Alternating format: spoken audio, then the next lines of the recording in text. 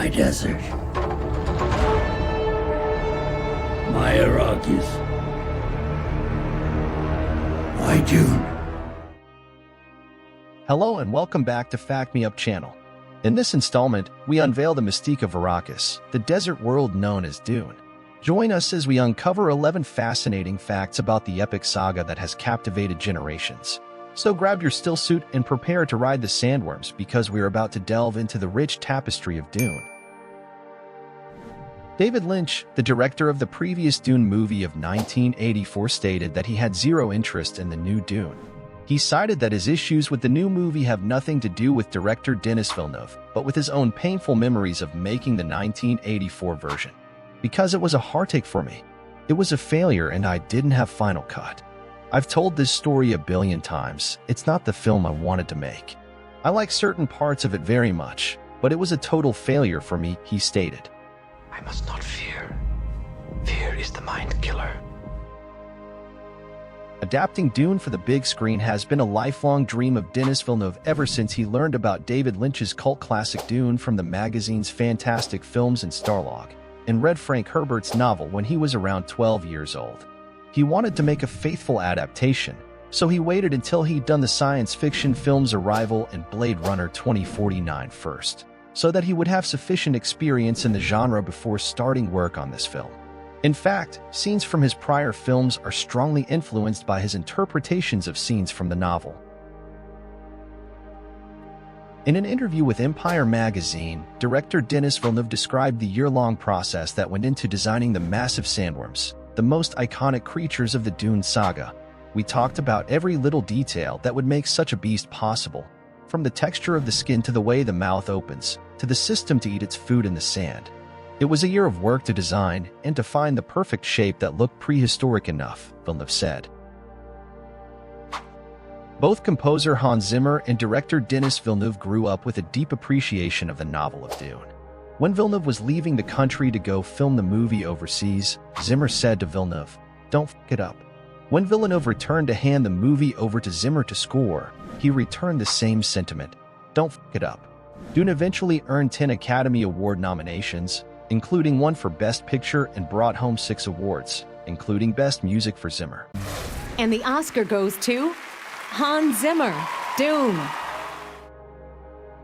Denis Villeneuve confirmed in a Vanity Fair article that his adaptation of Dune will be split into 2 films in order to ensure that the original story would be preserved and not cut into a million pieces. However, contrary to the common practice of filming several installments back-to-back, only the first movie, which roughly covers the first half of the source novel, was greenlit and produced, with an optional sequel depending on how well the first film performed. A sequel was greenlit on the Tuesday after the film opened. According to production designer Patrice Vermette, the movie was originally supposed to end later in the story, but during pre-production, these final scenes were shifted to the sequel, meaning that some of the preparation for Dune Part 2 had already been done. Warner Brothers announced that the movie would be concurrently released on HBO Max as well as cinemas. Director Denis Villeneuve voiced his displeasure, claiming that the studio might have just killed the film and that streaming can produce great content, but not movies of Dune's scope and scale. Warner Brothers' decision means Dune won't have the chance to perform financially in order to be viable, and piracy will ultimately triumph. My team and I devoted more than 3 years of our lives to make it a unique big screen experience. Our movie's image and sound were meticulously designed to be seen in theaters. Villeneuve compared watching the movie on a TV to trying to use a speedboat in a bathtub, and expressed concerns that releasing the film on streaming would kill its box office potential and thereby the viability of the proposed sequel Dune Part 2.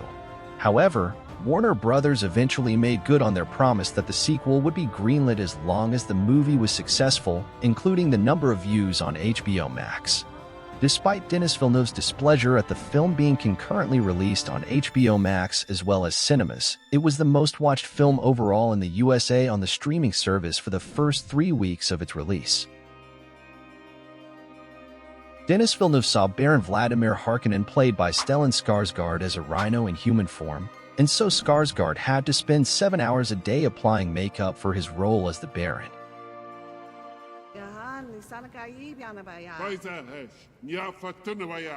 Linguistics expert David J. Peterson helped create the Fremen language for the movie. He is most well known for helping create the Game of Thrones languages of Dothraki and Valyrian. Makeup artist Donald Mowat initially considered creating custom lenses for the blue-eyed Fremen characters, including Zendaya's character. However, VFX supervisor Paul Lambert and the visual effects department ended up digitally adding the Fremen's iconic blue eyes during post-production. Mowat explained, "We did a couple of practical lenses at first for Zendaya, and then I thought, who am I kidding? We're in the Middle East, there are sandstorms, heat and dust. It would have been a disaster." Composer Hans Zimmer is a big fan of the novel Dune and turned down working with frequent collaborator Christopher Nolan on Tenet to score this film. For the same reason, Denis Villeneuve was the top choice, but turned down the offer to direct the Bond film No Time to Die. The scenes on the ocean world of Caladan were shot in the Stadlandet Peninsula in Norway, and much of the desert scenes on the desert world of Arrakis were shot in Jordan and Abu Dhabi in the Middle East.